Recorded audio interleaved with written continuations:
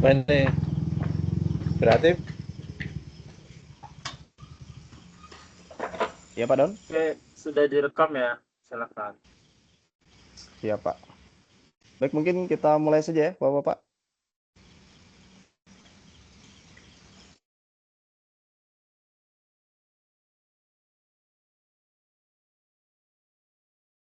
Jelaskan.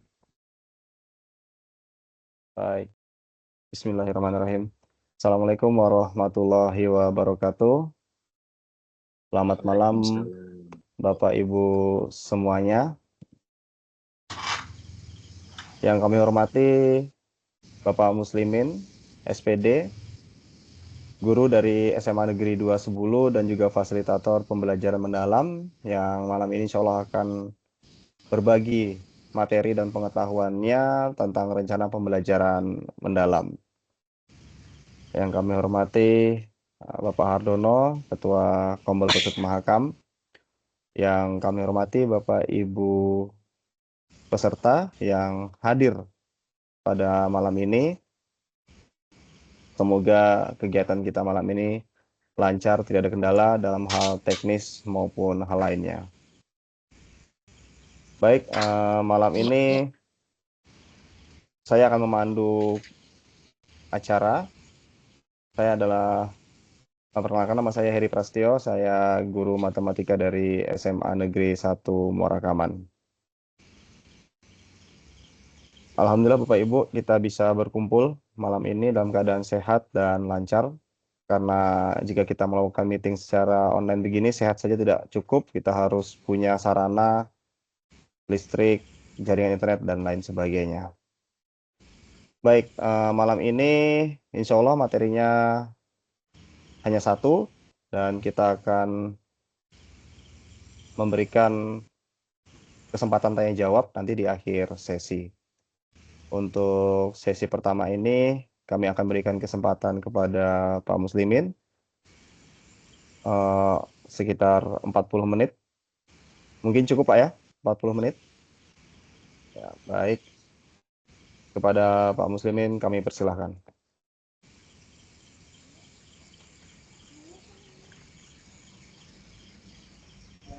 Baik, terima kasih. Apakah suara saya kedengaran? Terdengar Pak, jelas. Oh ya Pak, mau nanya, jadi nanti ini sesi satu 40 menit, nanti dilanjut lagi sesi 2 ya Pak? Uh, malam ini hanya satu saja Pak. Oh siap, siap Pak. Kalau gitu. Ya, Baik Pak, besok baru dua Pak. siap.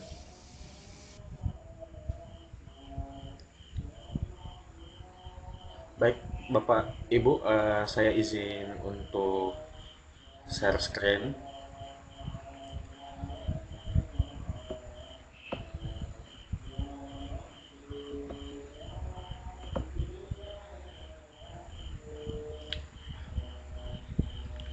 Uh, Bagaimana Bapak, Ibu, apakah sudah kelihatan? Terlihat jelas Pak. Kelihatan jelas. Baik, Bapak Ibu, izin sebelum saya memulai kegiatan kita malam ini, mau menyampaikan terima kasih kami telah memberikan saya kesempatan kepada Bapak Hardono pada selaku Ketua Kombel, Bapak Heri juga selaku Ketua MGMP Matematika untuk mapel matematika di Kukar. Jadi sebenarnya Bapak Ibu sedikit sharing pas saya dihubungi oleh Pak Dono itu kurang lebih 1 minggu yang lalu. Jadi sebenarnya saya merasa kayak sedikit ada rasa-rasa minder Bapak Ibu karena saya tahu guru-guru yang ada di sini di MGMP Matematika maupun yang ada di Kombel ini guru-guru yang hebat, tapi karena mungkin saya sempat mengikuti untuk pelatihan fasilitator pembelajaran mendalam. Jadi mungkin saya akan membagikan satu dua atau sedikit yang saya ketahui, Bapak Ibu. Izin. Jadi di sini kita saling belajar, saling berbagi. Jadi nggak ada niatan untuk apa ya Bapak Ibu untuk saya merasa lebih dari Bapak Ibu semua karena semuanya kita di sini adalah pembelajar. Baik, Bapak Ibu, tak kenal maka tak sayang. Jadi izinkan saya dulu untuk memperkenalkan diri saya terlebih dahulu. Nama saya Bapak nama saya Muslimin SPD GR. Jadi sekarang saya mengajar sebagai guru sejarah Bapak Ibu di SMA Negeri 2 Kabupaten Kutai Kartanegara.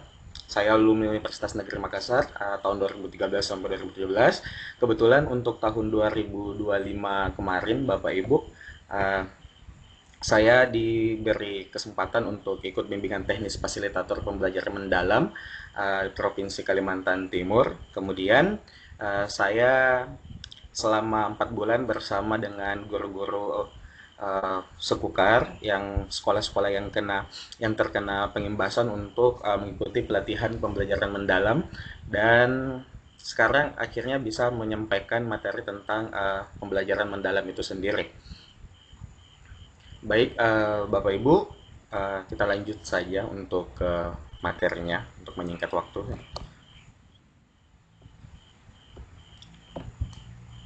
Oke, Bapak Ibu, mungkin pertama kali yang akan saya lakukan itu di sini saya dapat sebuah kata-kata atau quotes yang mengatakan kalau all the thing you can do with AI today.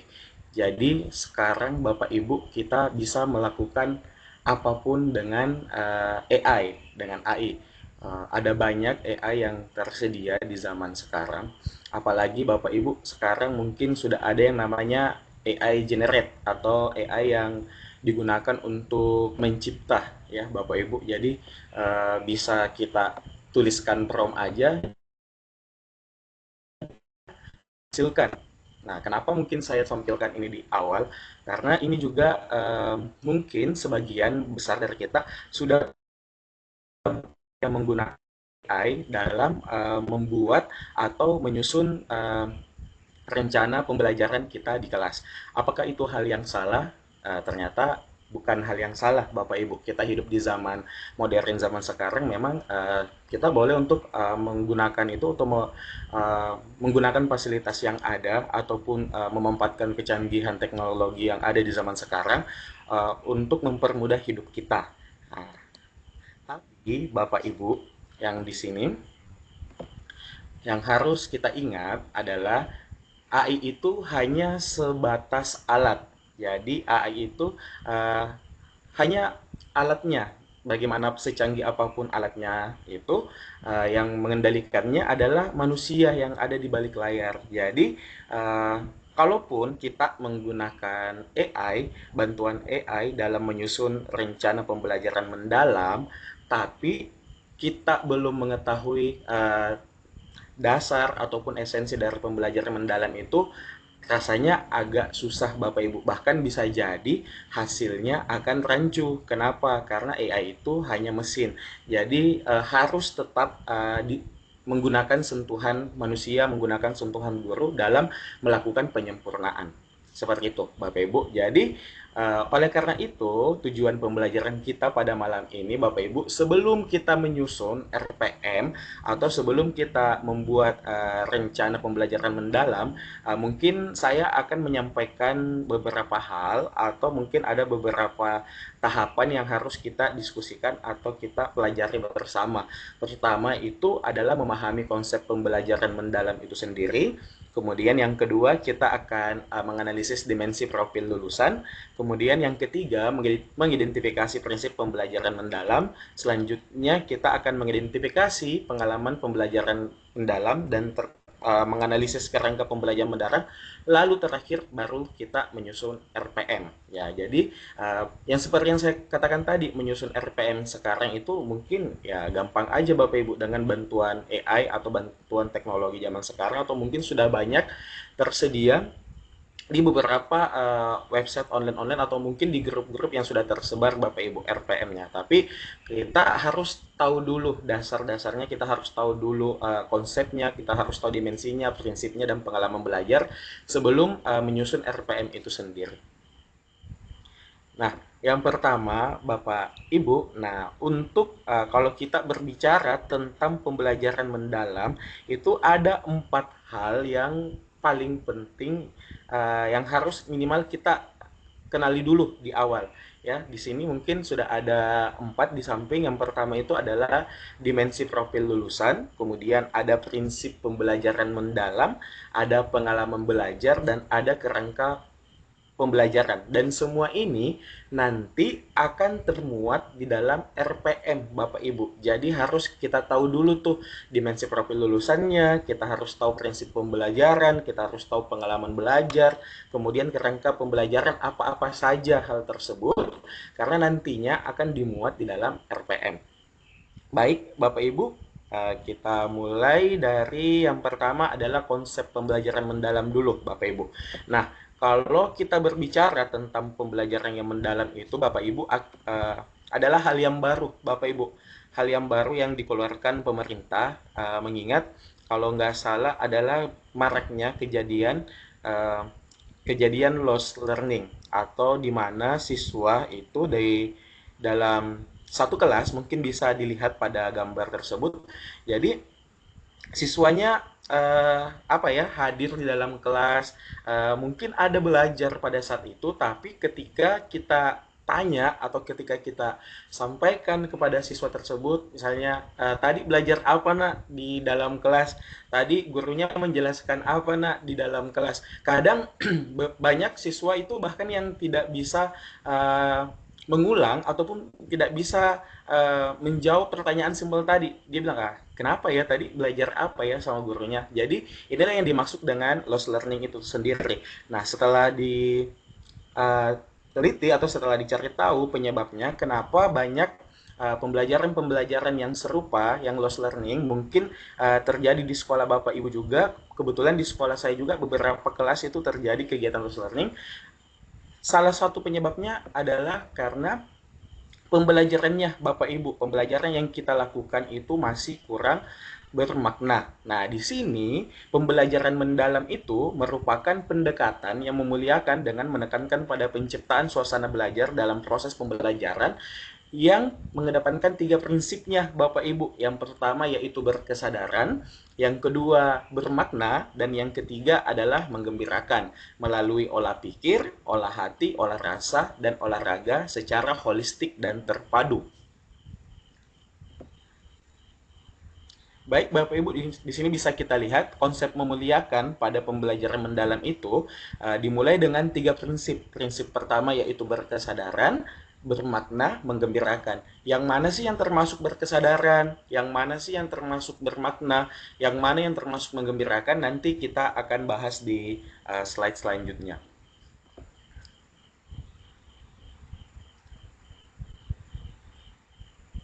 Nah, baik, Bapak Ibu, di sini bisa dilihat setelah prinsip pembelajaran yaitu bermakna, berkesadaran, menggembirakan, ada pula yang namanya dimensi profil lulusan. Dan dimensi profil lulusan ini, Bapak Ibu, yang membedakan mungkin dengan sistem sebelumnya, pada penyusunan modul ajar itu kan kita menggunakan profil pelajar Pancasila. Jadi beda sedikit aja, Bapak Ibu. Nah, di pembelajaran mendalam itu istilahnya DPL atau dimensi profil lulusan.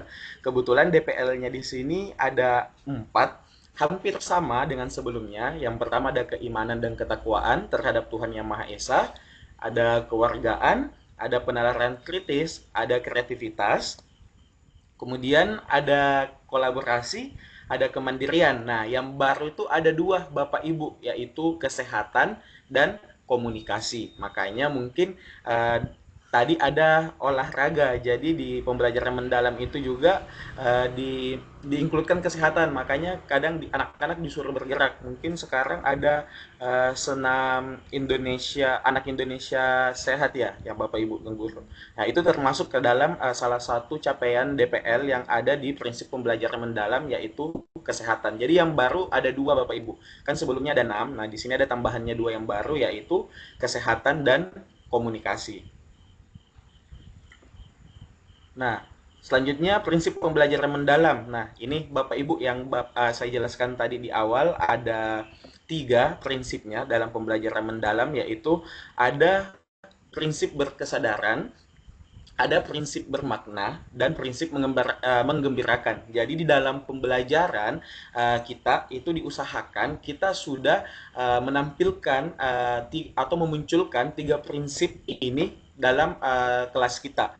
Yang pertama ada namanya prinsip berkesadaran, Bapak Ibu. Jadi pengalaman belajar kesadaran bahwa dia sadar mengikuti kelas Bapak Ibu, ya. Jadi dia betul-betul dengan kesadaran penuh, dengan hati yang penuh ikut dalam kelas Bapak Ibu.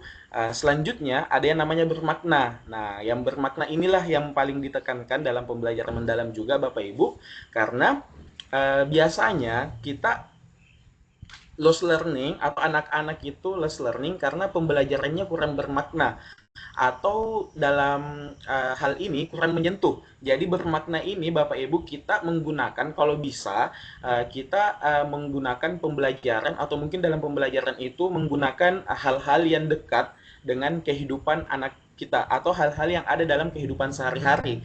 Jadi anak-anak itu nggak terlalu jauh menghayalkan atau mungkin ambil contohnya itu kejauhan Bapak Ibu. Jadi boleh kita mulai dari hal-hal yang ada di lingkungan atau hal-hal yang ada di sekitar anak-anak kita. Nah, jadi mungkin tujuan pembelajarannya Bapak Ibu ya mungkin kemarin juga disampaikan oleh beberapa teman kalau tujuan pembelajaran itu nggak semuanya bisa dikontekstualkan atau diambil dari kehidupan sehari-hari, tapi diusahakan mengambil hal-hal yang dekat dulu dengan lingkungan anak-anak kita. Misalnya saya Bapak Ibu dalam belajar sejarah itu biasanya saya mengambil konteksnya itu yang nyata. Misalnya Bapak Ibu ketika saya membahas tentang perdagangan bangsa Eropa, biasanya saya ambil konteksnya dulu perdagangan yang ada di pasar di lingkungan anak-anak sekitar. Kalau misalnya pasar itu bukan hanya didatangkan pasar itu bukan hanya terdiri dari satu kelompok pedagang yang berasal dari daerah yang sama, tapi berasal dari daerah yang berbeda-beda. Jadi kita angkat dulu hal-hal yang dekat dengan kehidupan anak-anak kita. Jadi sehingga pembelajaran itu lebih kontekstual sehingga terciptalah prinsip bermakna. Dan selanjutnya mungkin prinsip yang terakhir yaitu menggembirakan, di mana pada prinsip ini diusahakan pembelajaran itu Enggak, kemarin aku matikan. Audionya mana? Apa ini? Speakernya. Ini berapa? Nyala. Mati. Dengaran yang gitu. Oke, siap. Saya lanjut Bapak Ibu. Prinsip terakhir yaitu menggembirakan. Jadi diusahakan pula dalam pembelajaran kita itu kita membuat hati anak-anak kita senang. Karena kan biasanya kalau kita belajar dalam keadaan senang itu materinya lebih gampang lah masuk di anak-anak Bapak Ibu dibanding kalau misalnya anak-anak itu belajar atau dalam tekanan atau mungkin pembelajarannya terlalu kaku. Nah, di sini silahkan kita mungkin bisa memanfaatkan hal-hal Bapak Ibu yang banyak tersedia di sosial media Bapak Ibu.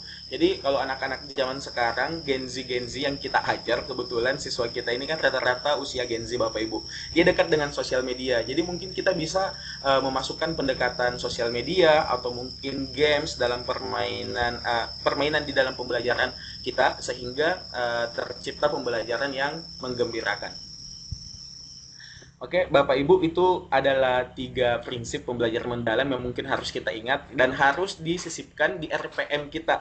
Jadi kalau nanti ada saya akan tampilkan contohnya, mungkin saya akan berikan tanda kalau di tahap ini adalah prinsip berkesadaran, di sini prinsip bermakna, kemudian selanjutnya ini adalah prinsip menggembirakannya, seperti itu. Selanjutnya, ini lebih detailnya ya Bapak Ibu. Prinsip berkesadaran itu kayak kenyamanan peserta didik dalam belajar, fokus, konsentrasi dan perhatian, kesadaran terhadap proses berpikir, kesempatan peserta didik untuk menentukan pilihan dan memiliki alasan atas pilihannya, keterlibatan peserta didik dalam mengembangkan strategi belajarnya, kemudian keterbukaan terhadap perspektif baru, keingintahuan terhadap pengetahuan dan pengalaman baru. Jadi ketika siswa itu merasa terpancing untuk ingin mengetahui materi kita, berarti anak itu sudah prinsip kesadarannya sudah nampak. Selanjutnya di prinsip bermakna. Nah, di prinsip bermakna itu yang seperti yang saya jelaskan tadi, adalah pembelajaran yang kontekstual atau relevan dengan kehidupan nyata. Jadi kalau bisa kita mengambil pembelajaran-pembelajaran yang dekat dengan kehidupan sehari-hari atau mungkin pengalaman-pengalaman yang sudah dialami oleh peserta didik kita. Kita bisa mengulik pengalaman-pengalaman hidupnya untuk diangkat di pembelajaran dan dikaitkan dengan materi pembelajaran kita.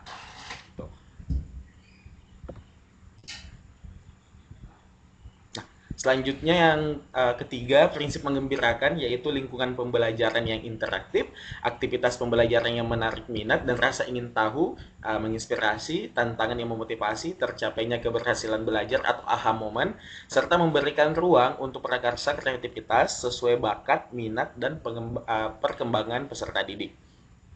Nah, baik Bapak Ibu, selanjutnya kita akan masuk ke pengalaman belajar. Jadi tadi kita sudah membahas DPL, dimensi profil lulusan tadi ada 8. Kemudian kita membahas tadi prinsip pembelajaran mendalam ada 3, berkesadaran, bermakna, menggembirakan. Selanjutnya adalah pengalaman belajar. Pengalaman belajar yang harus dimuat di dalam RPM kita. Nah, kalau pengalaman belajar dari pembelajaran mendalam Bapak Ibu itu kita mengambil dari taksonomi Solo, di mana dalam pembelajaran itu harus ada tahap memahami, ada tahap mengaplikasi, dan tahap merefleksi. Itu Bapak Ibu ya, pengalaman belajar dalam pembelajaran mendalam itu ada 3 tadi, ada memahami, mengaplikasi, dan merefleksi. Mungkin kita akan bahas satu persatu. Nah, jadi pengalaman belajar yang harus dimunculkan di dalam RPM itu Bapak Ibu yang pertama adalah proses memahami, di mana di sini adalah tahap awal Bapak Ibu. Jadi seperti pemberian materi, pemberian mungkin di awal, pemberian pertanyaan pemantik, itu semua adalah tahap memahami. Jadi di sini siswa itu kita ajak atau kita memberikan stimulus, entahkah itu dari bahan baca yang telah disediakan atau mungkin kita mengambil dari pengalaman-pengalaman belajar yang sudah dimiliki oleh anak tersebut. Jadi peserta didik tidak hanya menerima pengetahuan secara pasif, tetapi juga membentuk pondasi pemahaman yang mendasar. Selanjutnya setelah pengalaman belajar memahami Bapak Ibu, kita masuk di mengaplikasi. Nah, pemahaman mengaplikasi ini adalah menunjukkan aktivitas peserta didik yang mengaplikasikan pengetahuan dalam kehidupan secara kontekstual. Nah, jadi kan tadi kita sudah memberikan materinya, kita sudah memberikan stimulusnya. Di tahap mengaplikasi ini Bapak Ibu peserta didik itu akan menyangkut pautkan atau mengaitkan dengan kehidupannya. Jadi misalnya nih, kalau di pembelajaran sejarah, misalnya di awal saya sudah memberikan memberikan stimulus tentang bangsa-bangsa yang datang ke Indonesia, itu bangsa-bangsa apa saja yang datang pada awal abad ke-16. Setelah itu nanti para siswa itu masuk di tahap mengaplikasi. Kalau di pembelajaran kebanyakan tahapan mengaplikasi itu Bapak Ibu pada saat peserta didik melakukan diskusi dan saling mengaitkan materi yang sudah didapatkan, kemudian dia mengaitkan ke konteks ke kontekstual atau ke proyek yang sedang dibuatnya. Jadi biasanya pengalaman belajar mengaplikasi itu Bapak Ibu biasanya tersedia pada saat terjadi pada saat siswa melakukan diskusi bersama dengan teman kelasnya. Selanjutnya yang ketiga yaitu pengalaman belajar yang ketiga yaitu merefleksi Bapak Ibu. Nah, mungkin di sini yang mau saya sampaikan Bapak Ibu, pengalaman belajar ini itu yang ada di kegiatan inti Bapak Ibu. Jadi di kegiatan inti itu diusahakan ada tahapan memahami, ada tahapan mengaplikasi, dan terakhir tahapan merefleksi. Jadi dalam pembelajaran mendalam itu ada 2 tahapan merefleksi Bapak Ibu. Ada di kegiatan inti sama di penutup. Nah, cuma yang bedanya apa yang membedakan kedua refleksi tersebut? Pada pengalaman belajar merefleksi itu atau di kegiatan inti, peserta didik itu merefleksi hasil pembelajaran, atau mungkin kita bisa katakan kalau refleksinya itu secara kognitif atau sesuai dengan materi atau ilmu yang dipelajari pada saat itu. Sedangkan nanti di penutup ada lagi refleksi, tapi refleksinya itu lebih ke arah non kognitif, yang ditanyakan mungkin di situ bagaimana bagaimana perasaan anak setelah mengikuti pembelajaran kita.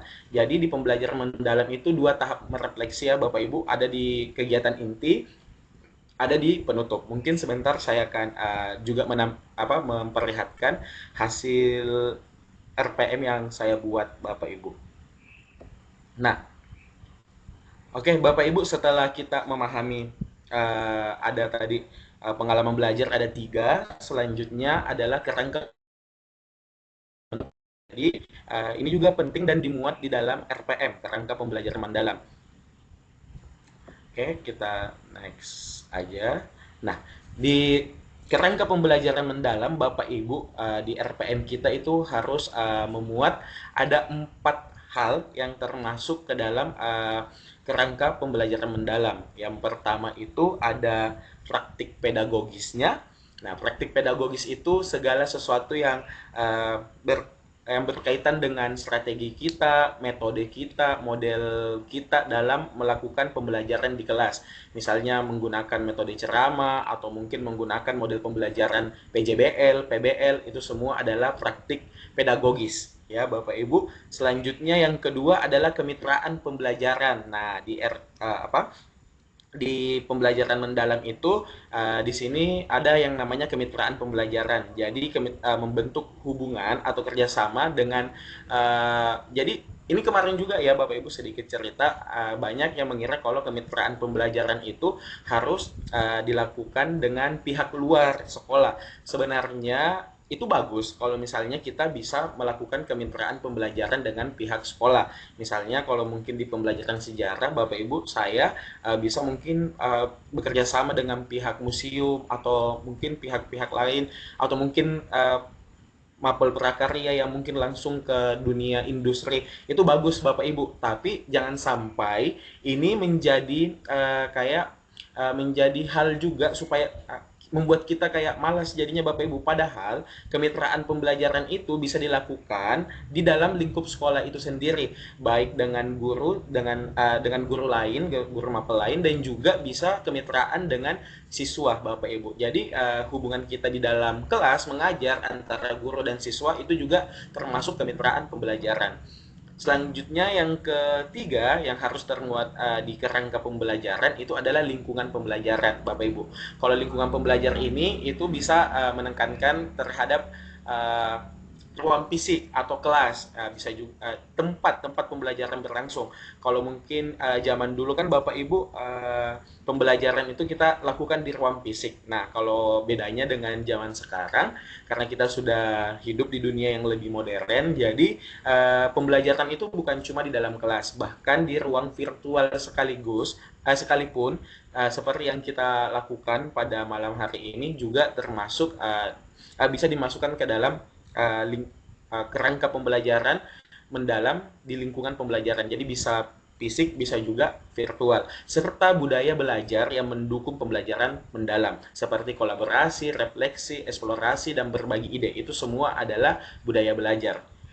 Selanjutnya, yang terakhir adalah pemanfaatan digital. Nah, di pemanfaatan digital itu adalah di mana di pembelajaran mendalam Bapak Ibu kita harus memanfaatkan, tapi kalau di pembelajaran mendalam juga pemanfaatan digital itu sifatnya opsional Bapak Ibu, bisa dilakukan bisa juga enggak, tapi sebaiknya dilakukan karena seperti yang kita ketahui kita sekarang mungkin sudah banyak bisa mengakses berbagai macam model-model pembelajaran yang mengasihkan lewat website atau mungkin pembelajaran games-games online yang bisa diakses Bapak Ibu. Jadi atau pembelajaran menggunakan video, jadi seharusnya bisalah kalau misalnya pemanfaatan digital di zaman sekarang. Nah, jadi ini ada 4 ya Bapak Ibu kerangka pembelajaran mendalam yang nanti juga harus dimuat di RPM yang akan kita susun. Jadi pertama praktik pedagogis terkait metode ataupun strateginya, kemudian kedua kemitraan, yang ketiga lingkungan pembelajaran, dan yang keempat adalah pemanfaatan digital.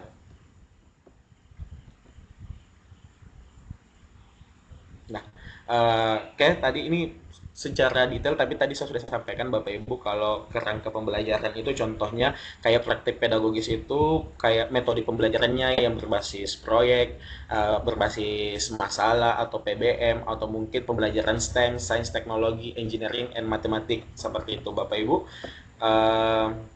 Selanjutnya kemitraan,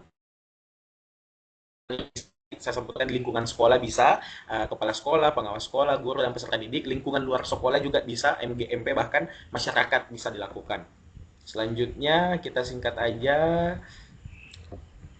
budaya belajar. Budaya belajar juga tadi sudah sampaikan seperti berbagi ide dan lain-lain, itu termasuk kolaborasi, itu termasuk dalam budaya belajar. Pemampatan digital Bapak Ibu, pemampatan digital yang tadi juga sampaikan yaitu penggunaan teknologi atau memanfaatkan beberapa platform-platform digital dalam melakukan pembelajaran yang lebih interaktif. Oke, kita next aja. Nah, peran guru dalam pembelajaran mendalam ini sebenarnya nggak ada di nggak dimuat di RPM, tapi saya sampaikan aja Bapak Ibu, di sini peran kita ada 3. Yang pertama, kita sebagai aktivator, di mana kita menstimulus peserta didik untuk mencapai tujuan pembelajaran. Kemudian kita juga sebagai kolaborator, membangun kolaborasi antara rekan sejawat, keluarga, masyarakat, dan bahkan di dunia industri. Dan selanjutnya adalah pengembangan budaya belajar. Baik, Bapak Ibu, ini kita langsung saja, mungkin saya akan tampilkan ini ada RPM yang kebetulan saya susun di pembelajaran yang lalu, yaitu ini karena saya guru sejarah Bapak Ibu, jadi mata pelajaran saya sejarah Indonesia. Seperti biasa mungkin di awal kita mulai dengan identitas ya Bapak Ibu. Jadi di sini ada mata pelajaran, satuan pendidikan, kemudian pendidik pengampu atau gurunya, kemudian ada fase F karena saya mengajar kelas 11, kemudian semester ganjil. Pengetahuan awal itu adalah materi prasyarat sebelum masuk di materi yang akan kita laksanakan di RPM. Kemudian ada waktu 1 kali pertemuan, yaitu 2 kali 45 menit.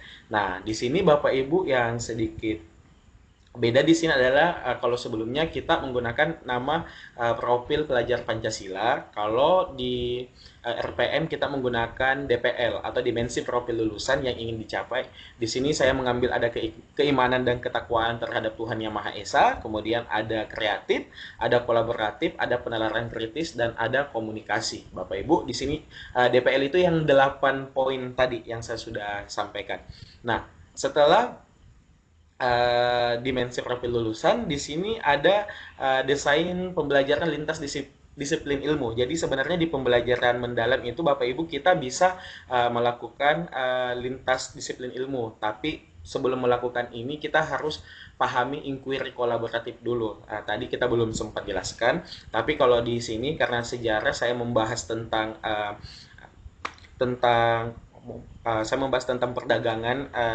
perdagangan rempah-rempah Indonesia. Jadi di sini saya bisa berkolaborasi dengan tiga mata pelajaran yang saya ambil. Pertama ada geografi, yaitu pemetaan dan jalur pelayaran. Kemudian ada ekonomi, terutama di bidang perdagangan rempah dan sistem merkantilisme. Dan terakhir di mata pelajaran sosiologi yang bisa saya ajak untuk bekerja sama, yaitu dampak sosial kolonialisme.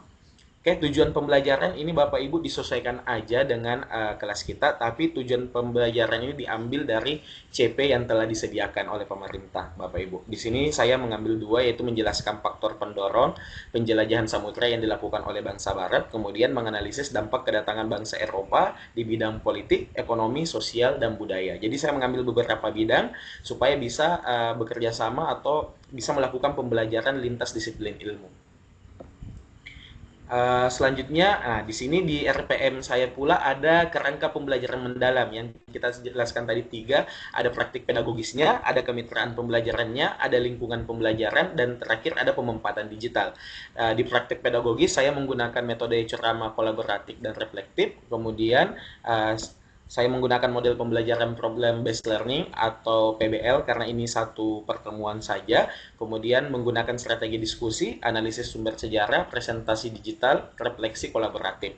Dan kerangka yang kedua, kemitraan pembelajaran, di sini ada guru dengan murid serta murid dengan murid dalam melakukan kolaborasi. Selanjutnya lingkungan pembelajaran. Lingkungan pembelajaran di sini karena di dalam kelas, jadi saya mengambil ruang kelas sebagai laboratorium sejarah dengan dukungan media digital dan IFV atau Interactive Flat Panel untuk eksplorasi sumber visual. Jadi sebagai ruang virtual. Jadi meskipun di dalam kelas, tapi ada IFV sebagai anak-anak itu kalau misalnya untuk mengetahui gambarnya kayak apa menggunakan ruang virtualnya itu menggunakan bantuan IFV.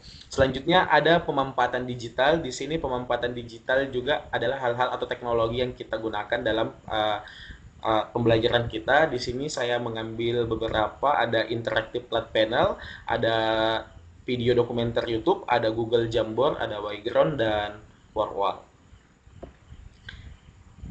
Nah, di sini kita sudah masuk di kegiatan kegiatan pembelajarannya. Di sini pertemuan pertama saya menjadi tiga Bapak Ibu, yaitu kegiatan seperti biasa, kegiatan awal, kemudian nanti ada kegiatan inti, dan terakhir di penutup. Nah, di sini di kegiatan awal saya melakukan pembukaan dengan salam pembuka dan berdoa untuk memulai pembelajaran. Nah, di sini melakukan pembelajaran dengan salam pembuka dan berdoa itu termasuk ke dalam prinsip berkesadaran.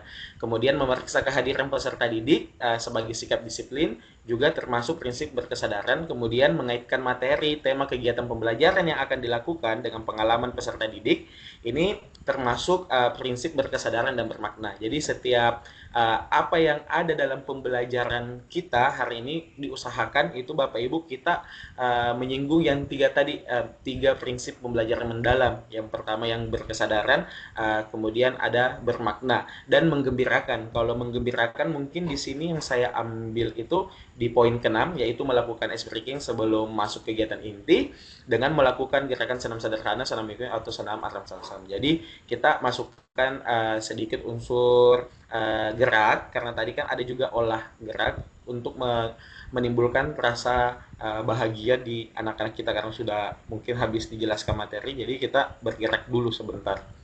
Nah, selanjutnya masuk di kegiatan inti Bapak Ibu. Nah, di kegiatan inti ini harus ada pengalaman belajar, 3 pengalaman belajar yang harus ada di pembelajaran RPM. Sebisa mungkin ada ya Bapak Ibu, yaitu pengalaman belajar memahami, kemudian ada pengalaman belajar mengaplikasi dan merefleksi. Nah, kalau memahami Bapak Ibu biasanya itu dengan memberikan materi. Nah, di sini saya menampilkan peta digital rute pelayaran bangsa Eropa di Interactive Flat Panel dan melakukan catatan dengan fitur anestesi pada IFF. Jadi nanti menggunakan atau memaksimalkan media digital yang ada di sekolah. Ini berkesadaran dan bermakna. Kemudian membimbing siswa mengidentifikasi faktor pendorong penjelajahan bangsa barat, yaitu 3G, Goal, Glory, Gospel, dengan menghubungkannya ke dalam kehidupan sehari-hari Bapak Ibu. Seperti yang saya sampaikan di awal, biasanya saya akan ngambil tentang pasar yang ada di dekat sekolah, supaya anak-anak itu lebih bisa membayangkan hal-hal yang sudah pernah dilihatnya. Jadi mungkin lebih ngena gitu loh Bapak Ibu. Jadi lebih kontekstual atau lebih bermakna pembelajarannya.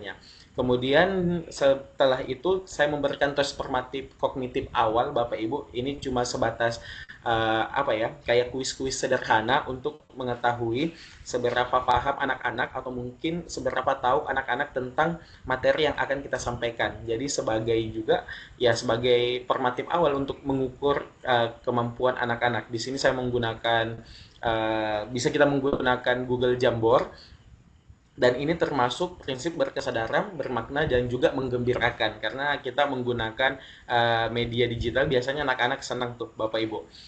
Kemudian dengan fitur berlayar menampilkan video pembelajaran. Nah, jadi juga menampilkan video pembelajaran itu masih di tahap memahami Bapak Ibu. Kemudian di sini ada tahap di tahap mengaplikasi dan merefleksi.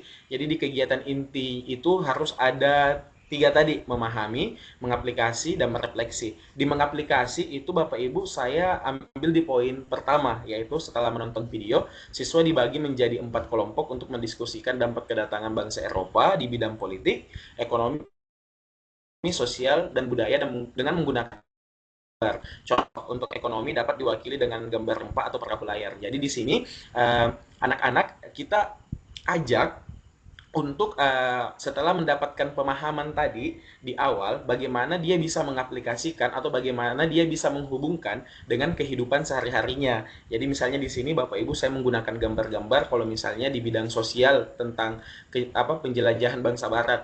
Mungkin saya bisa menggunakan gambar masyarakat atau gambar pasar mungkin. Kalau untuk ekonominya saya menggunakan gambar rempah atau mungkin dalam dampak di budayanya saya mungkin gambarkan gambar gereja kayak gitu Bapak Ibu. Jadi nanti anak-anak akan menjelaskan apa dampaknya sesuai dengan gambar yang telah yang didapatkan di setiap kelompok dan menjelaskan secara kontekstual atau secara kejadian yang terjadi di masyarakat sekarang.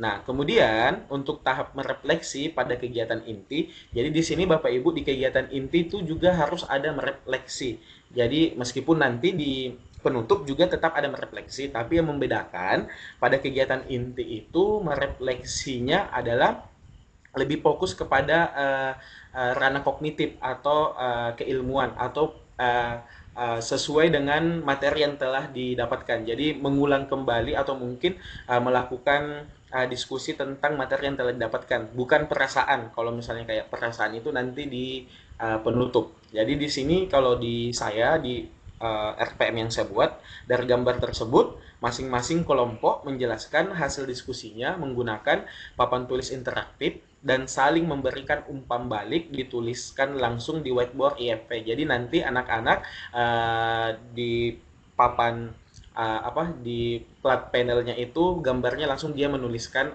umpan baliknya setiap kelompok yang sudah melakukan presentasi di kegiatan mengaplikasi seperti itu Bapak Ibu ya. Jadi sebelum next saya mungkin sekali lagi menekankan ulang kalau dalam kegiatan inti itu harus ada 3 pengalaman belajar yang dimunculkan, yaitu memahami, mengaplikasi, dan merefleksi. Karena biasanya yang banyak itu kegiatan merefleksi disimpan di kegiatan penutup, padahal di kegiatan inti juga harus ada kegiatan merefleksi. Cuma bedanya pada kegiatan penutup itu Bapak Ibu lebih kepada merefleksi perasaan. Di sini kita lihat di sini ada kegiatan penutup saya. Yang pertama itu mengerjakan asesmen formatif berbasis gamifikasi. Jadi kita bisa menggunakan game sederhana tentang word wall, menggunakan word wall, playground, atau mungkin menggunakan blocket.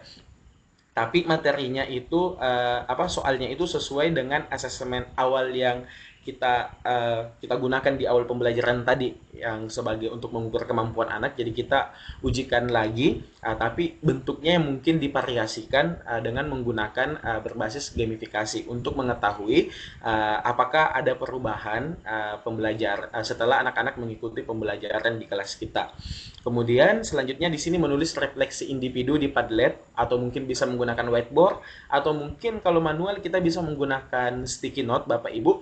Nah, di sini terkait perasaan ya Bapak Ibu. Di sini mohon maaf saya masih lupa menghapus.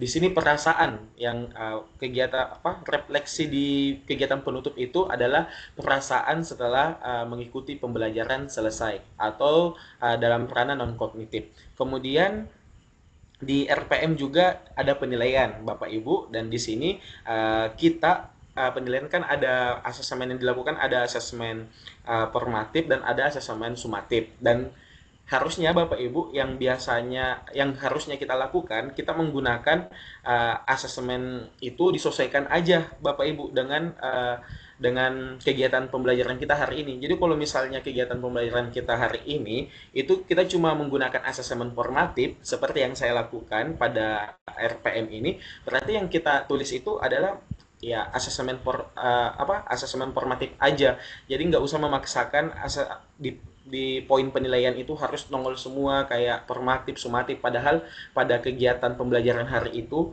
kita belum masuk ke asesmen sumatif atau mungkin belum melakukan ulangan harian. Jadi sebaiknya yang kita tulis yang sesuai aja atau yang kita lakukan pada saat itu. ya Bapak Ibu.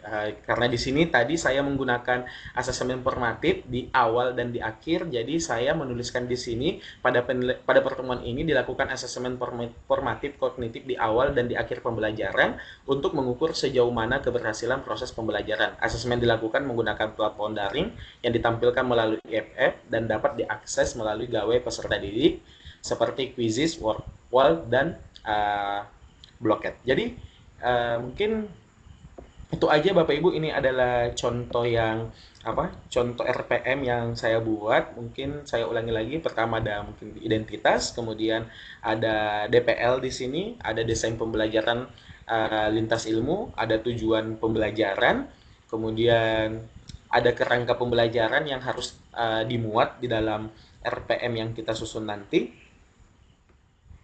Selanjutnya ada rencana di sini kegiatan kegiatan pembelajaran yang harus ditekankan pada kegiatan inti Bapak Ibu. Kalau di kegiatan inti itu harus ada pengalaman belajar. Dari pembelajaran mendalam itu ada 3, yaitu memahami, mengaplikasi, dan merefleksi. Selanjutnya juga jangan lupa untuk menyertakan penilaian pada RPM yang kita susun untuk pembelajaran kita. Mungkin itu saja Bapak Ibu, silahkan. Kita sudah lewat 40 menit. Pak Heri, saya kembalikan lagi. Baik, terima kasih Pak. Alhamdulillah banyak ilmu yang bisa kita dapatkan dari penjelasan Bapak tadi. Bagaimana sebuah pembelajaran itu bisa berkesadaran, kemudian bermakna dan menyenangkan. Baik Bapak Ibu, selanjutnya kita akan membuka sesi tanya jawab. Mungkin untuk 3 pertanyaan saja Pak ya. Oh ya, siap Pak. Bagaimana nyamannya Pak? Pak penanya satu pertanyaan langsung dijawab atau dikumpulkan 3 pertanyaan Pak? Mungkin kumpulkan 3 aja Pak. Jadi takutnya saling berkaitan, jadi bisa dihubungkan atau disambungkan aja. Oke, baik, siap. Baik Bapak Ibu, dipersilahkan jika ingin bertanya atau berdiskusi. Kami beri kesempatan untuk 3 orang pertama. Silahkan Bapak Ibu.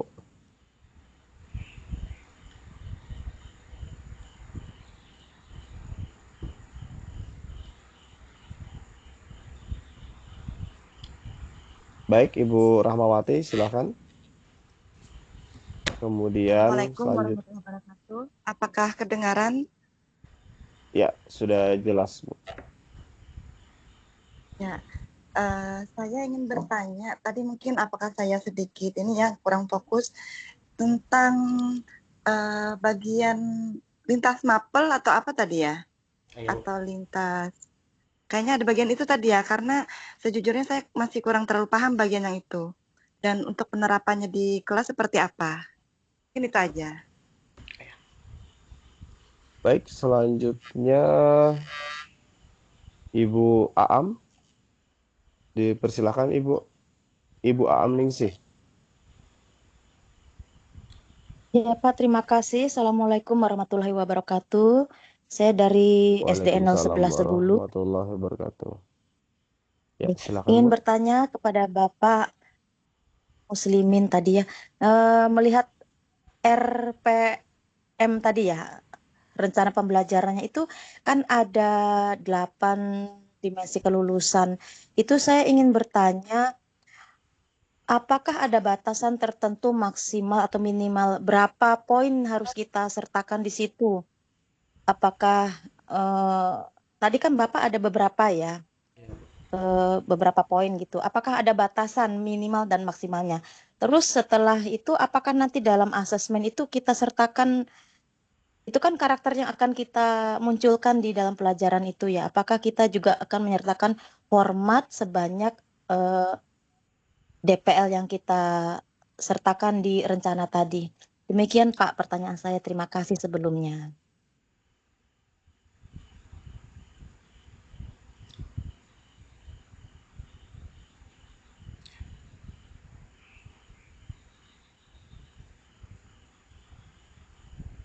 Baik, wah, ternyata masih mute tadi.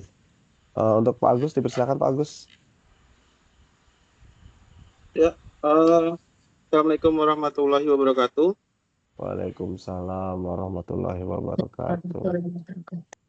Izin bertanya, ini Pak, kan dalam prinsip pembelajaran itu ada salah satunya menggembirakan. Di dalam RPP itu, apakah penulisan ice breaking atau penggunaan ice breaking itu bisa menjadi salah satu hal yang sifatnya bisa menimbulkan menggembirakan, dan apakah itu merupakan sesuatu hal yang sifatnya wajib untuk di pembelajaran mendalam saat ini tentang kegiatan sifatnya ice breaking seperti itu. Lalu dalam RPP yang dipaparkan tadi, apakah semuanya itu sifatnya wajib ataukah ada beberapa hal yang opsional, jadi bisa ditampilkan atau dibuat di dalam RPP? Mungkin itu saja Pak, terima kasih. Baik, terima kasih Pak Agus. Oke Pak, kami persilakan Pak kepada Bapak Muslimin untuk menjawab pertanyaan tadi pertama dari Ibu Rahmawati, kemudian Ibu Aam dan Pak Agus. Silakan Pak. Baik, Bapak Ibu, terima kasih untuk pertanyaannya. Mungkin saya akan mencoba menjawab sebisa yang saya ketahui, dan mungkin nanti bisa ditambahkan kalau sekiranya ada Bapak Ibu yang punya informasi lebih. Baik, mungkin untuk yang pertanyaan pertama Pak tadi tentang pembelajaran lintas mapel. Jadi betul tadi saya memasukkan ada 3 lintas mapel yang saya pakai di situ karena pembelajaran saya kebetulan itu setelah melihat tujuan pembelajaran saya Bapak Ibu di TP-nya itu memungkinkan saya untuk bisa melakukan kolaborasi atau pembelajaran lintas mapel dengan guru-guru sosial lainnya, karena kebetulan karena saya tadi mengajarnya guru sejarah, saya mengambil tentang kedatangan bangsa barat ke Eropa, dari Eropa ke Nusantara. Itu kan kita bisa melakukan pendekatan geografi, bisa mengambil pendekatan dengan ekonomi, dan juga tadi saya masukkan adalah sosiologi Bapak Ibu. Tapi untuk melakukan pembelajaran lintas mapel Bapak Ibu, biasanya sebelum kita melaksanakan pembelajaran lintas mapel tersebut, kita melakukan yang namanya inquiry kolaboratif dulu Bapak Ibu. Jadi mungkin inquiry kolaboratif itu kita hampir sama kayak kombel Bapak Ibu. Jadi kita ketemu, kita saling berkumpul 2 atau 3 guru. Kemudian ternyata nih kita cerita-cerita, wah mapel saya TP saya untuk pekan depan ada nih yang kayaknya bisa nih masuk di pembelajaran geografi, atau mungkin bisa masuk di pembelajaran sosiologi. Nggak mesti banyak ya Bapak Ibu, mungkin bisa 2, bisa 1 aja pun bisa. Tapi harus ada omongan dulu dengan guru mapel yang berkaitan. Jadi kita sudah ada di inquiry kolaboratif itu ada formatnya Bapak Ibu. Jadi pada saat melakukan inquiry kolaboratif termasuk penilaiannya nanti. Jadi untuk mengukur keberhasilan kerjasama kita nanti itu diukur juga dari penilaiannya. Nah, biasanya inquiry kolaboratif itu terlaksana Bapak Ibu terutama di pembelajaran guru-guru di SMA, karena kan kadang siswa itu terlalu banyak mendapatkan tugas Bapak Ibu yang sebenarnya bisa disatukan. Kayak misalnya tadi nih biasa curhat anak-anak itu terlalu banyak praktek Bu. Kayak misalnya nih minggu ini praktek bahasa Inggris, minggu depan praktek kesenian, minggu depannya lagi praktek sejarah. Tahu-taunya ternyata kegiatannya itu bisa disatukan. Nah, tapi kalau untuk menyatukan kegiatan yang sama tersebut itu harus ada omongan dulu. Jadi kita melakukan inquiry kolaboratif dulu. Kita kumpul-kumpul dulu dengan guru tersebut dan kita mencari jalan kira-kira hal apa. Kita desain dulu kira-kira apakah TP kita ini nyambung nih.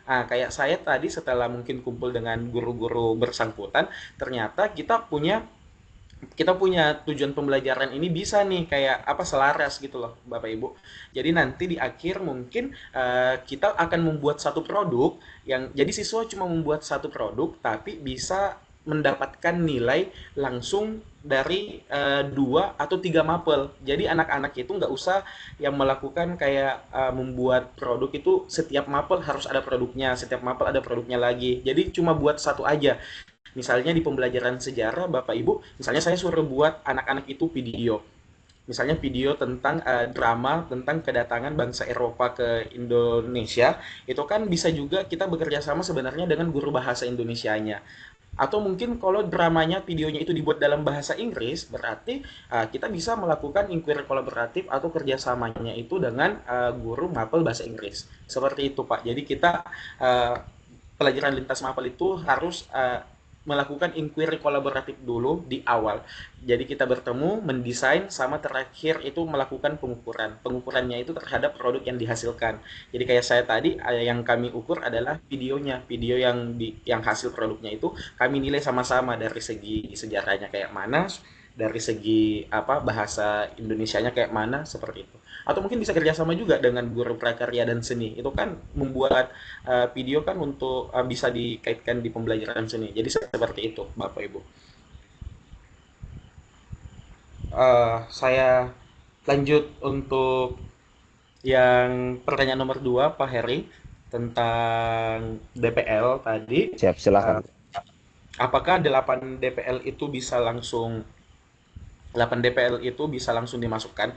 Sebenarnya nggak mesti ya Bapak Ibu, kalau misalnya memang tidak terkait dengan tidak ada hubungannya dengan DPL yang tersebut, ya nggak usah juga dimasukkan semua. Tapi sebisa mungkin ada minimal 1 DPL ya Bapak Ibu, 1 atau 2 DPL yang harus ditampilkan. Dan mengenai asesmennya ya Bapak Ibu, diusahakan itu di DPL-nya itu harus ada apa ya, kayak pengukuran nanti di asesmennya. Misalnya tadi kalau misalnya kita ada di situ ketuhanan dan apa ketuhanan yang Maha Esa, berarti nanti mungkin ada di penilaian sikapnya.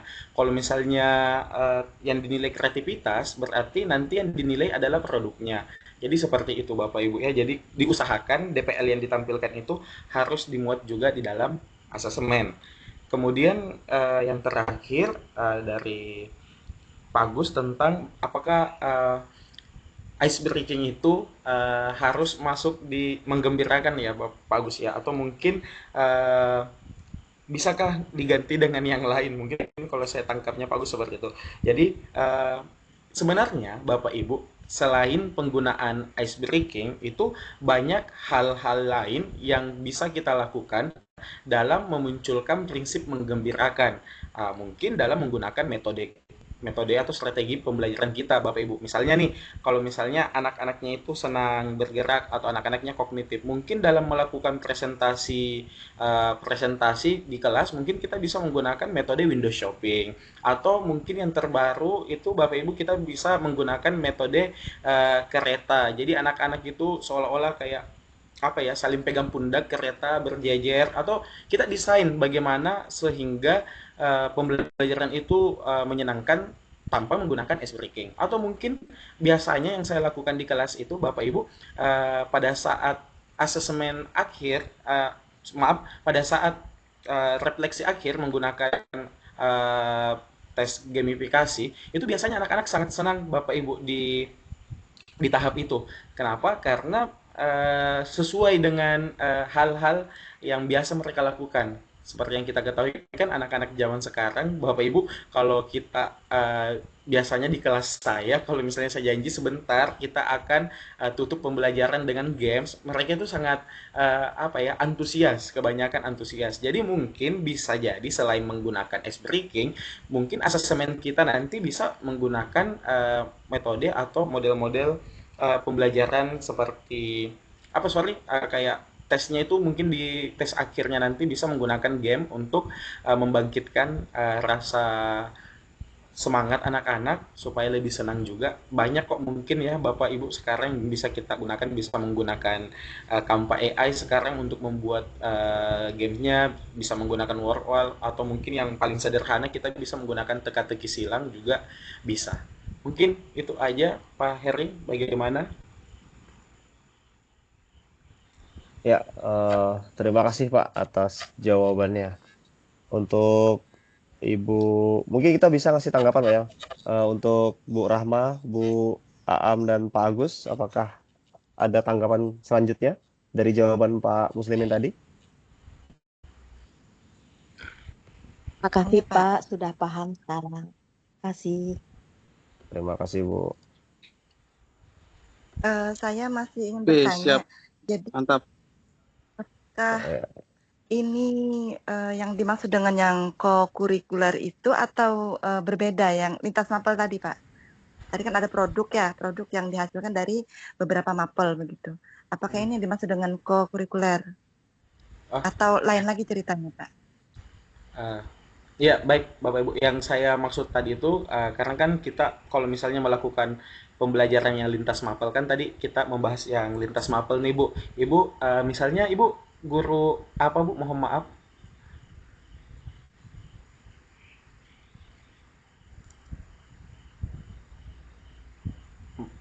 Baik. Monitor Bu Rahma. Guru IPS. Ya, misalnya nih Bu, guru IPS kan, kalau SMP berarti ya. Tapi kalau misalnya di SMA, misalnya nih Bu, ini bukan di kokurikuler, tapi sudah masuk di kurikulernya Bapak Ibu. Karena kan termasuk dalam pembelajaran. Ya, misalnya nih Bu, ada TP, tujuan pembelajaran kita yang menyinggung dengan mapel lain. Misalnya tadi yang saya ambil karena saya mapel saya sejarah, kemudian mapel yang bisa saya ajak kerjasama kan sebenarnya banyak. Contohnya itu mungkin geografi, bisa juga mungkin bahasa Indonesia, karena biasanya kita melakukan pembelajaran yang inquiry kolaboratif yang saya tadi jelaskan, karena kebanyakan siswa itu ada yang mengeluh karena pembelajarannya itu terlalu sering melakukan ujian praktek Bapak Ibu, atau mungkin terlalu sering ada produk. Misalnya kita semua memberikan model pembelajaran PJBL, PJBL, PJBL. Jadi anak-anak itu terlalu overheat namanya, jadi terlalu banyak tugasnya. Padahal sebenarnya tugas yang dibuat di mapel sejarah, tugas yang dibuat di mapel bahasa Inggris, tugas yang dibuat di mapel eh, bahasa Indonesia mungkin itu bisa bisa aja kayak sama Bapak Ibu, mungkin menyerupai. Jadi alangkah baiknya kita buat satu aja, tapi sudah bisa istilahnya sudah bisa penilaian kita bisa lakukan di tiga mapel tersebut. Nah, tapi untuk melakukan yang tadi lintas mapel itu Bapak Ibu, kita harus melakukan inquiry kolaboratif dulu. Jadi memang harus bertemu dulu dengan mapelnya, kita diskusi, ternyata ada TP kita nih yang bisa apa ya, yang hampir sama nanti nih bisa sejalan. Misalnya saya tadi Bapak Ibu saya ambilkan contoh karena saya kedatangan bangsa Eropa ke Indonesia, itu kan otomatis ada jalur pelayarannya tuh. Nah, itu kan saya bisa kerjasama dengan guru geografinya. Nah, di guru geografinya itu nanti kita buat satu produk yang sama, Bapak Ibu. Taruhlah saya membuat peta atau mungkin saya membuat video perjalanan. Tapi kan di situ sudah memuat dua mapel, Bu. Jadi ada sejarahnya, ada pula geografinya di dalam produk yang dihasilkan. Misalnya saya membuat peta.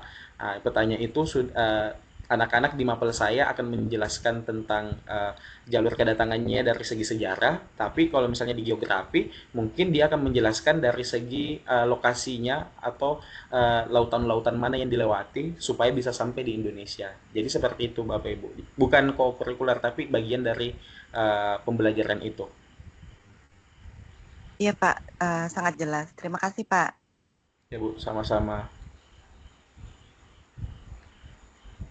Pak Muslimin, sepertinya ada yang ingin bertanya lagi nih. Bagaimana Pak Muslimin? Ya silakan Pak. Apakah ya silahkan Pak Abizar. Izin Pak Muslimin. Assalamualaikum.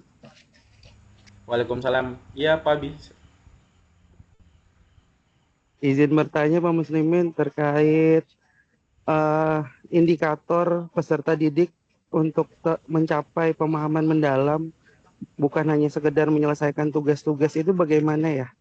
Jadi bagaimana kita mengetahui siswa tersebut memahami secara pemahaman mendalam? Terima kasih.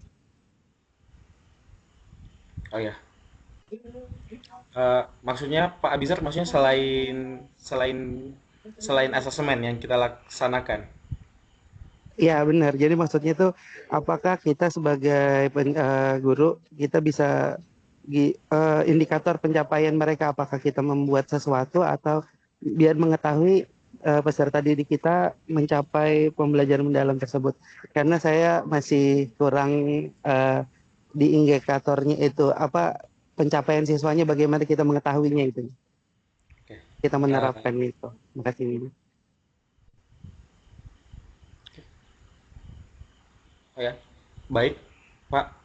Mungkin kalau yang saya lakukan di kelas ya, Bapak ya, yang mungkin bisa saya bagikan. Jadi kalau untuk mengetahui bagaimana siswa saya itu bisa apa sudah mencapai indikator itu ya, saya patokannya dari asesemen yang saya lakukan, Bapak. Ya, asesemen yang kita lakukan mungkin untuk terkait kognitifnya bisa menggunakan asesemen formatif dulu, kemudian nanti untuk di akhirnya kita menggunakan asesemen sumatif. Jadi untuk yang saya lakukan aja ya Kak Abi ya, setahu saya yang di dalam kelas saya, jadi untuk mengetahui tingkat keberhasilan itu kita mengukurnya ya menggunakan asesemen itu sendiri yang telah kita siapkan di RPM.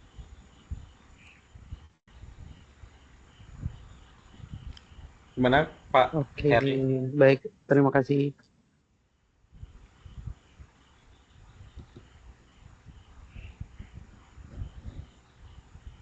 Ada lagi nih Pak Muslimin. Bagaimana Pak Muslimin? Ya, Apakah bisa. bisa? Oke, silakan Pak Handoyo. Oke, terima kasih Pak. Di sini izin mau bertanya di bagian rencana pembelajaran mendalam di bagian kegiatan inti. Nah, tadi sesuai dengan penjelasan Bapak, di kegiatan inti itu ada 3 tahap, yaitu memahami, aplikasi, dan refleksi di bagian kontennya. Nah, yang mau saya tanyakan itu, untuk sintaks PBL-nya terlihat di bagian mana, Pak? Ya. Terima kasih. Oke, terima kasih Pak Handoyono. Baik, mungkin yang karena saya di RPM itu sebenarnya kan kalau sintak-sintak ini apa sorry, dalam PBL itu kan ada sintak-sintaknya ya Pak. Misalnya satu menampilkan masalah, kemudian dua mendampingi anak-anak penelitian, kemudian nanti terakhir.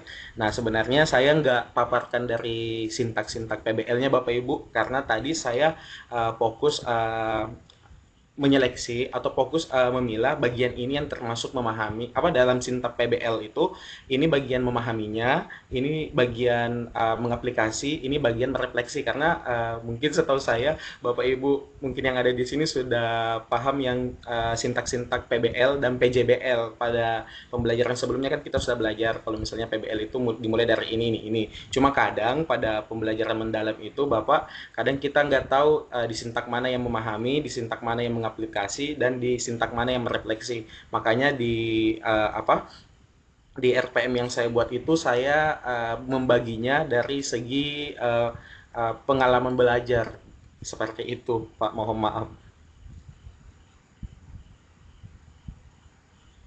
Baik, terima kasih, Pak. Ya. Baik, terima kasih Bapak Ibu. Mungkin cukup Pak Muslimin ya? Ya, siapa? Alhamdulillah, luar biasa. Jadi dari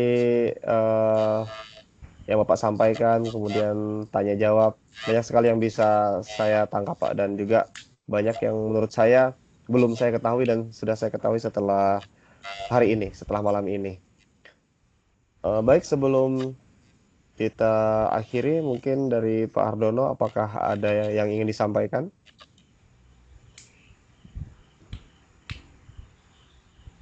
Monitor Pak Hardono. Ya Pak Eri. Apakah ada yang disampaikan Pak? Kayaknya sedikit aja Pak Eri ya, sebentar 5 menit. Silakan Pak. Suara saya jelas Pak. Jelas Pak. Baik, Bapak Ibu yang saya hormati, saya izin untuk menyampaikan, izin untuk diskusi. Ini hanya saran aja Bapak Ibu ya, karena kita sudah menjadi guru, sudah lama intinya ya, sudah lama menjadi guru. Ada yang 2 tahun, ada yang 3 tahun, ada yang 4 tahun, bahkan ada yang 12 tahun. Kalau saya sendiri sudah tahun 2000 sudah mengajar, 98 itu sudah mengajar. Berarti kurang lebih 28 tahun jadi guru. Baik, Bapak Ibu yang saya hormati, bahwa alur dari kegiatan proses pembelajaran yang paling dekat dengan anak itu yang pertama adalah evaluasi. Terus nanti setelah evaluasi atau siklusnya Bapak Ibu ya, siklusnya. Setelah evaluasi nanti Bapak Ibu bisa lanjutkan ke refleksi awal. Setelah refleksi awal baru lanjut ke perencanaan pembelajaran yang barusan disampaikan oleh narasumber yang luar biasa Pak Muslimin. Baru dari perencanaan itu percuma kita perencanaan dibuat sebagus apapun ketika tidak diimplementasi, alur yang keempatnya implementasi, nanti balik lagi ke evaluasi. Jadi itu Bapak Ibu ya, Bapak Ibu, kita harus menjalankan siklus apa ya, semacam siklus nih ya, siklus inquiry apa ini, siklus inquiry Bapak Ibu ya. Jadi di evaluasi ini nanti Bapak Ibu dapat pasti nih, bukan dapat lagi, pasti akan menemukan catatan-catatan. Nah kemarin ada dari saudara saya Bu Betty, dia menemukan hal-hal yang baru. Satu, ada anak yang komplain, itu catatan-catatan, menemukan catatan. Terus dari Pak Heri menemukan catatan anak-anak nggak bisa ngitung jumlah kali tambah dan sebagainya. Itu catatan, itu temuan, evaluasi. Banyak sekali evaluasi. Nah, hasil evaluasi itu dituangkan dalam catatan-catatan. Jadi di evaluasi ini Bapak dan Ibu guru dapat menemukan catatan-catatan hasil implementasi dari perencanaan pembelajaran, baik itu yang sifatnya positif, saya nyebutnya sifatnya yang positif ataupun yang negatif, karena yang negatif pun bisa nanti kita rubah menjadi yang sesuatu yang positif. Evaluasi. Nah, tentunya Bapak Ibu ya, setelah menemukan catatan-catatan, nanti Bapak Ibu dapat dibawa ke dalam kegiatan refleksi awal. Nah, refleksi awal itu nanti Bapak Ibu menemukan semacam ide atau gagasan atau apa saja yang mana dapat menggunakan hasil evaluasi itu nanti yang akan dibawa ke dalam perencanaan pembelajaran. Jadi temuan-temuan hasil evaluasi itu akan menemukan ide. Nah, ide-ide ini nanti bisa dituangkan di dalam perencanaan pembelajaran. Nah, terus berikutnya nanti di perencanaan pembelajaran itu harus mengakomodasi dari ide-ide hasil refleksi awal ya di perencanaan pembelajaran. Nah, di perencanaan pembelajaran alurnya tadi sudah dijelaskan secara komponen umumnya, kan ada 3 kalau nggak salah itu komponen umum Bapak Ibu ya. Yang pertama ada tujuan pembelajaran atau bisa ditambahkan indikator pencapaian tujuan pembelajaran, kegiatan pembelajaran, penilaian. Kalau saya tak tambahkan refleksi dan tindak lanjut hasil dari temuan-temuan tadi. Jadi itu di perencanaan pembelajaran. Terus berikutnya setelah perencanaan itu ada dasarnya, salah satunya adalah dari kegiatan refleksi awal. Refleksi awal ada dasarnya dari hasil evaluasi. Jadi setelah proses pembelajaran, ketika Bapak Ibu menemukan sesuatu, baik itu sifatnya yang keunggulan atau kelemahan, bisa dijadikan catatan. Nah, terus berikutnya direncanakan, rencana itu harus diimplementasikan Bapak Ibu ya. Hindari ketika perencanaan pembelajaran itu hanya menjadi tumpukan dokumen untuk persiapan akreditasi. Jadi setelah implementasi dari perencanaan pembelajaran, nanti Bapak Ibu bisa menemukan lagi muter. Jadi siklusnya berputar, refleksi awal, perencanaan, implementasi, evaluasi. Jadi ini hanya tambahan dari saya Bapak Ibu, karena itu pasti akan terjadi dari dulu sampai sekarang ya. Saya menemukan hal yang seperti itu. Itu mungkin yang dikenal dengan inquiry kolaborasi. Karena apa? Karena fokus pada pembelajaran, Di refleksi awal nanti Bapak Ibu tadi sudah disampaikan oleh narasumber yang luar biasa. Nanti Bapak Ibu bisa berkolaborasi dengan membiasakan tanggung jawab dan kerjasama yang menumbuhkan perasaan empati dan peduli. Jadi Bapak Ibu di sini bisa kolaborasi ya, kolaborasi untuk menemukan ide-ide dan gagasan. Dasarnya dari evaluasi. Terus Bapak Ibu juga berorientasinya pada hasil pembelajaran. Jadi fokusnya pada pembelajaran. Itu kayaknya yang paling dekat dengan proses pembelajaran. Terima kasih Pak Heri pada kesempatan ini, alhamdulillah berjalan lancar. Terima kasih banyak. Kegiatan masih ada 2 hari lagi oleh narasumber yang luar biasa, beliau Pak Taufik dan Bu Jum. Pada kesempatan ini Bapak Ibu, salah satu indikator sekolah yang berkualitas ini adalah guru-guru di sekolahnya itu gemar belajar dan melakukan refleksi untuk meningkatkan kompetensi diri. Nah, ketika kompetensinya meningkat, itu akan digunakan untuk mendampingi murid. Nah, pendampingan itu adalah untuk mengantarkan kompetensi yang ada di dalam diri anak-anak. Termasuk kemarin ada Bu Betty menanyakan, ada yang jago matematika, ternyata ada komplain, Bu, saya nggak bisa. Ini termasuk kebutuhan-kebutuhan belajar yang harus didampingi oleh seorang guru. Bapak Ibu jangan lupa tetap semangat, jangan putus asa, gas terus, jangan kasih kendor. Itu aja Pak Heri dari saya. Baik Pak, ya, terima kasih Pak. Baik Bapak Ibu, kami ucapkan terima kasih banyak kepada Pak Muslimin sudah bersedia untuk berbagi ilmunya dengan kita semua. Terima kasih kepada Bapak Muhammad Taufik sudah bersedia memfasilitasi meeting dengan Microsoft Teams di malam ini dengan lancar. Terima kasih kepada Pak Hardono. Terima kasih kepada Bapak Ibu semuanya yang masih bertahan untuk tetap semangat belajar.